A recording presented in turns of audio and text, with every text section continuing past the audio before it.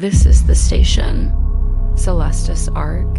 We monitor all frequencies, but we're especially attuned to those whispers of emotion that slip between the stars. Because sometimes a simple transmission can be more than just a transmission. Sometimes a signal is a song. It is year 4127, and humanity has conquered the solar system, and in doing so has learned to shape space itself. Stations float between dimensions and ships travel the folds of time. Earth is a memory, preserved in holograms, a myth whispered to wide-eyed cadets of the Academy. Among the stars there is a forgotten ship, the Odyssey X, a relic from the first age of interstellar exploration. For centuries it was lost until recently when a signal was received, a rhythmic sequence of sonic pulses. It wasn't a message, it was a song.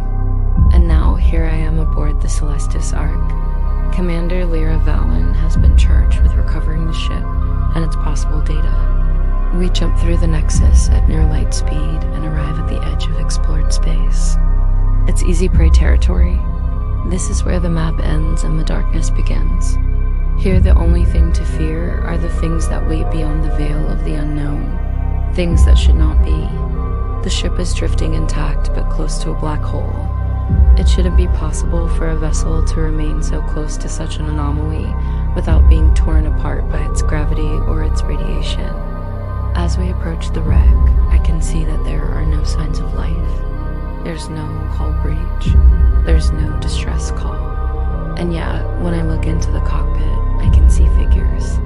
I move closer and realize that they aren't figures at all. They're beings made of liquid light, moving like echoes of music. They don't speak, they communicate through melody.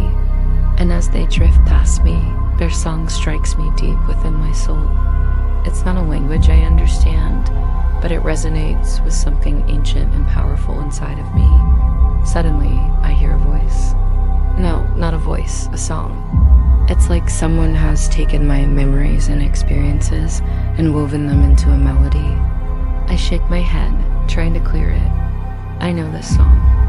It's from my childhood. My mother used to sing it to me before bed. Then I see her. She's standing in the doorway of our old farmhouse on Earth, waving to me as she drives away in her shuttle. But she isn't waving, she's signing. Her shuttle is the Odyssey 9. She and my father were part of the original crew that discovered this ship and its song. And in the darkness, I feel the burning in my chest as the realization hits me. The song has reached out across the millennia to find me. I hear the song again, and this time I understand. It's a warning. Commander Rylan, one of the crew members, steps toward me. He places his hand on my shoulder, and his eyes are full of concern. He opens his mouth to speak, but I shake my head, knowing that he doesn't need to say a word. He understands my decision. I'm going in. I step out of the shuttle and into the drifting ship.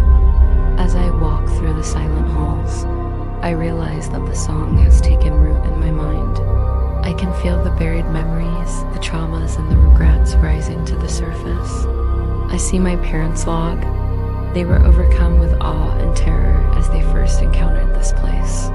They were explorers, pioneers, and they had found something that defied their understanding. I see the crew of the Odyssey 9. They found this ship thousands of years ago, and somehow their minds were affected by its song. Whatever intelligence this ship contains, it fed on their emotions, their hopes and dreams, their fears and their loves. And now it's reaching out to me, offering me a choice, a terrible choice. Rescue the ship and its minds and risk the return of the incomprehensible, or seal it forever and condemn whatever is inside to eternal solitude. I stand before the great hull of the ship. The liquid people swirl around me, their song echoing through my bones. I know what I have to do, but as I reach out to touch the ship, I hesitate. I feel the tug of the black hole, the pull of the void. It's calling to me, whispering promises of power and knowledge. Should I listen to the song of the void? There's a sudden crash and the lights flicker. An alarm blares.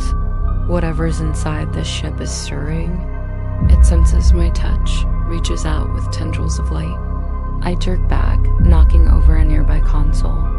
The room fills with the sound of rushing air and the whine of machinery. The ship is coming alive. Whatever's inside is waking up. I stumble back, knocking over a nearby console. The room fills with the sound of rushing air and the whine of machinery. The ship is coming alive. Whatever's inside is waking up. I race for the exit, my heart pounding in my chest. I have to get out of here before it's too late. As I burst through the airlock and into space, I can't help but glance back at the ship. I knew I had to leave, but a part of me will always wonder what